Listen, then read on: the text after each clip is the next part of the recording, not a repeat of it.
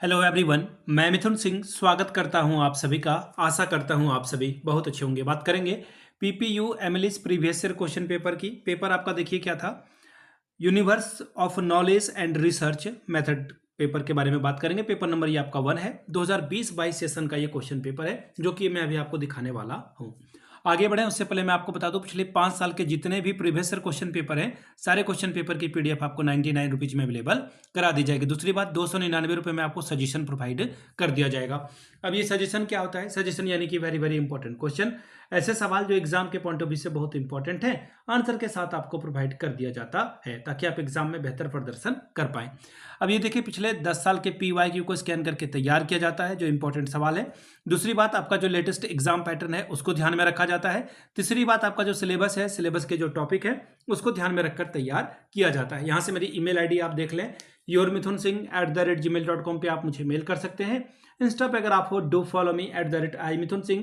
बाकी आप मुझे व्हाट्सअप कर सकते हैं 7979054474 पे। तो चलिए देखते हैं कि किस तरह का पेपर यहाँ पर एमलिस का पूछा गया था पेपर नंबर 1 में। ये रहा आपका पेपर, यहां से आप पेपर देख पाएंगे। एमलिस एनुअल एग्जामिनेशन 2022 का पेपर है, universe of knowledge and research method, paper number 1, और 3 घंटे का वक्त मिला था। 100 नंबर का ये पेपर है। ठीक है जी। अब यहां पे बोल दिया गया कि 5 सवालों का जवाब दे, यानी कि 20 पंचे 100 नंबर आपको यहां से मिलेगा। ठीक है। अब यहां पे आप देख लो सवाल क्या है। पहला, describe research design, discuss it's need and characteristics and objectives. शोध प्रारूप का वर्णन कीजिए, इसकी आवश्यकता, विशेषताओं और उद्देश्यों पर चर्चा कीजिए। अगला सवाल देखिए क्या है, discuss mapping of universe of knowledge in qualification. द्विबिंदु वर्गीकरण में ज्ञान के ब्रह्मांड की मैपिंग पर चर्चा करें। सवाल number 3, what is hypothesis, how is it formed, discuss how hypothesis help in conducting research. परिकल्पना क्या है, इसकी संरचना कैसे की जाती है, शोध प्रक्रिया में इसका क्या योगदान है, इसके ऊपर चर्चा करें। सवाल नंबर 4, discuss interview method as a technique of a data collection, यानी कि डेटा संग्रह की तकनीक के रूप में साक्षात्कार विधि पर चर्चा करें। सवाल नंबर 5, write as essay on the importance and use of statics in different steps of research. शोध में विभिन्न चरणों में सांख्यिकी के महत्व और उपयोग पर एक निबंध लिखें। सवाल number 6, right a detail note on the importance of a graphical representation of data. Data के रेखा चित्रीय निरूपण के महत्व पर एक विस्तृत टिप्पणी लिखिए। सवाल नंबर 7 देखिए क्या बोला गया है, explain critically the usefulness of a interview method as a research tool.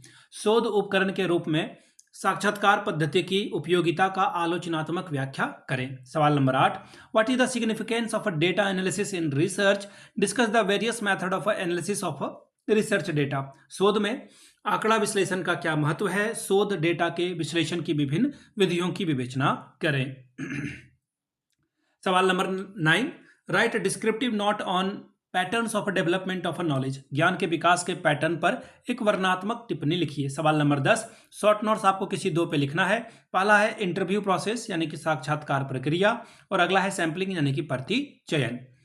अगला सवाल तीसरा वाला देखिए, शॉर्ट नोट्स का सवाल, यूनिवर्स ऑफ नॉलेज यानी कि ज्ञान ब्रह्मांड, और है फिर है कैरेक्टरिस्टिक्स ऑफ अ क्वेश्चनायर यानी कि प्रश्नावली की विशेषताएं। तो ये था आपका पेपर 1 का क्वेश्चन पेपर। अगर आपको पिछले 5 साल का पीवाईक्यू चाहिए तो ये आपको 99 में प्रोवाइड कर दिया जाएगा। दूसरी बात, 299 रुपये में आपको सजेशन प्रोवाइड कर दिया जाएगा। सजेशन यानी कि वेरी वेरी इंपॉर्टेंट क्वेश्चन, ऐसे सवाल जो एग्जाम के पॉइंट ऑफ व्यू से इंपॉर्टेंट है, उसी के हिसाब से आपको ये मिल जाएगा। ठीक है, जो इंपॉर्टेंट है एग्जाम में सवाल आ सकते हैं वो आपको यहाँ पर प्रोवाइड कर दिया जाएगा। यहाँ से मेरी ईमेल आईडी आप देख लें, yourmithunsingh@gmail.com पे आप मुझे मेल कर सकते हैं। इंस्टा पे अगर आप हो, डू फॉलो मी @imithunsingh। बाकी आप मुझे व्हाट्सअप कर सकते हैं 7979054474 के नंबर पे। यहाँ तक आपको सारी जानकारी मिल गई। आपने वीडियो को यहाँ तक देखा, प्यार दिया, इसके लिए आप सभी का बहुत बहुत शुक्रिया। Have a good day.